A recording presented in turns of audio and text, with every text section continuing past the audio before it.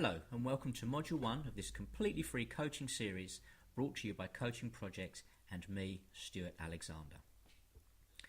As per the instructions in the email I sent you, I hope you have a pen and paper to hand to make any notes that you need. Just pause the presentation as and when necessary. Also, please watch the presentation in full screen mode. Click on the rectangular icon in the bottom right of the video box. Okay, let's get started. The title for this module is Team You, and we will be considering how human beings operate and create their habits and behaviours. To start this module, we will look at the most basic of human natures. So, what do we think? What do we imagine is deeply ingrained within us? Here are a couple of suggestions. Survival is an obvious place to start. We will seek out food and drink and also shelter. This is clearly a basic human nature. Also, the desire to continue our genes is an innate human behaviour that we all share. Closer scrutiny of these human natures would reveal that often people do not subscribe. Many people have dangerous jobs, and although they surely take precautions, it seems strange to be so at odds with a basic human nature. Also, we are all aware that people give their lives to save others, and sometimes tragically take their own lives if living is too much to bear. It is also the case that people do not always wish to have children. So we see clear examples where these basic human natures are not being adhered to. So especially when considering personal development, maybe we need to look elsewhere to understand basic human nature. How about these two statements? To recreate yourself in your own image and to seek out what is most familiar. Now we are concentrating on the everyday lives of human beings and looking closely at how behaviours and habits are formed. Every day we get out of bed, we look to recreate ourselves by following the same basic patterns of living. How we act and interact remains very consistent. There are many human behaviours and habits that seem very odd and positively dangerous to health, such as smoking, excessive drinking and poor diets, and yet they remain, even though the owners may want them to disappear. The truth is, the habits have become part of the person's complete being, and every day there are powerful forces ensuring they continue. So maybe we can say that a basic human nature is to avoid change. An obvious challenge to this statement would be, what about the people who are thrill seekers, can never be tied down? Well, these people have a desire to seek out thrills and challenges, and that in itself is the recreating pattern. These people will seek out change when a period of stability would clearly be in their best interest. As a basic human nature then, we are creating a behavioural loop that we would describe here as TEAM, an acronym that will help us remember the important points of learning. So, our first letter is T, and this letter stands for thinking. Everything starts with a thought. And it will be true to say that these thoughts are constant, all day long, and without going into the finer details of dream states, of course we even think when we are sleeping. I think we can agree here that an empty mind is not a realistic possibility. Even deep levels of meditation require focus on one thing to the exclusion of all others. So an empty mind is not really feasible.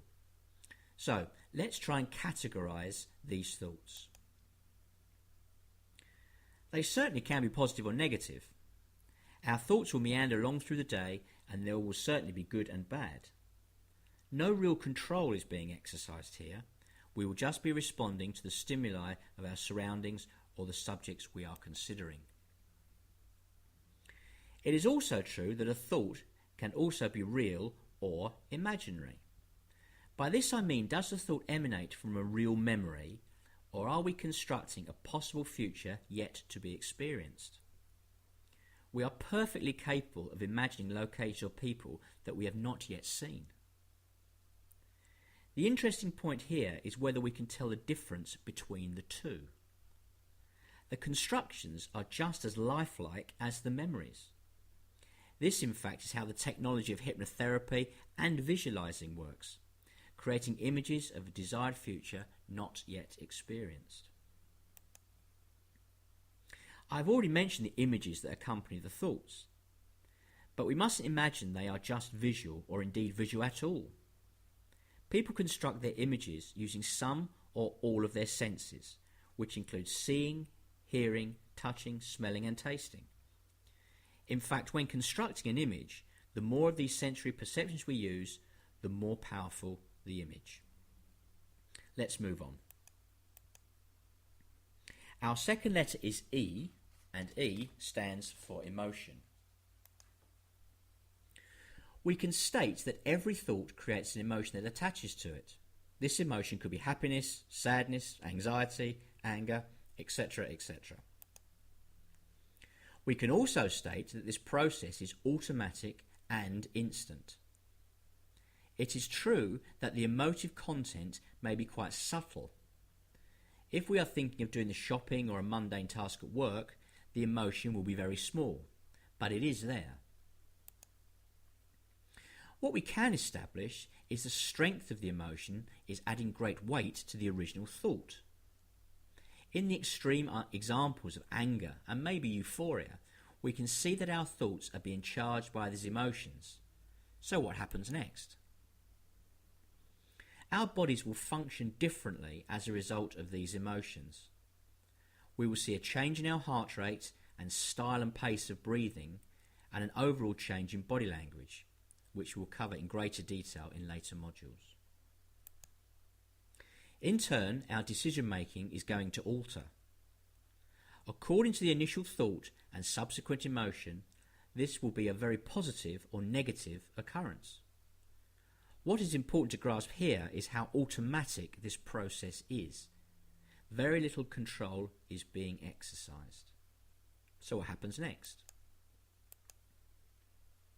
On to our next letter, A, which stands for action. We are now following the instructions laid down by our thoughts and emotions. Please remember this has been an automatic process where we have arrived at an action stage with little conscious control. Therefore, our actions will be uncontrolled and may be negative, or may be incredibly positive. This will depend entirely on the nature of that original thought. We have now reached the point where we have acted. In some way, we have altered the way the future shapes itself by our actions. And as all good scientists will tell you, every action causes a reaction. We are now becoming aware of the consequences of our actions in the immediate term, with longer term consequences due to arrive later. These consequences will be good or bad, dependent on the nature and suitability of our actions. Rather than consider here the reactions of the world around us, we need to focus on the reactions that we are going to experience within us. We now have our final letter, M for motivation. For us, we now have the end product. As a result of our thought, emotion and action, we have produced a result that is either favourable or not. This is going to have a great effect on our motivation to undertake that action again. We now have a loop. Our end result of level of motivation will feed directly into our thinking about that activity, and clearly, if the results were good, we are highly motivated to undertake that task again. Let me offer an example. You think about giving a presentation at work, with images of your last successful talk manifesting themselves. You are filled with excitement at the prospect at yet again proving yourself a worthy employee who should get promoted. You immediately view your presentation on your laptop and spot a possible alteration that adds even more power to your opening comments. You mentally rehearse the final statement and imagine the applause. The day arrives, you deliver as excellently as you imagined. 1 week later, The boss tells the team that a very important new client is visiting and someone in your department needs to demonstrate how everything operates. You volunteer immediately. Great times, but what if the results were bad? Everything as before, except this time you fluff your lines at a key moment and can't answer some difficult questions from senior staff. Are you still going to volunteer next time? It is also a possibility that when the original thought came to mind of giving the presentation, you froze with fear. You looked at your presentation and thought it to be unsatisfactory, but you couldn't think how to improve it. Sleepless nights followed and your performance wasn't what was required. You wouldn't dream of volunteering for this type of task, which is just as well as you wouldn't be selected anyway. The fourth scenario is that you had negative thoughts from the beginning, but miraculously you pulled it off on the day. Might you volunteer now?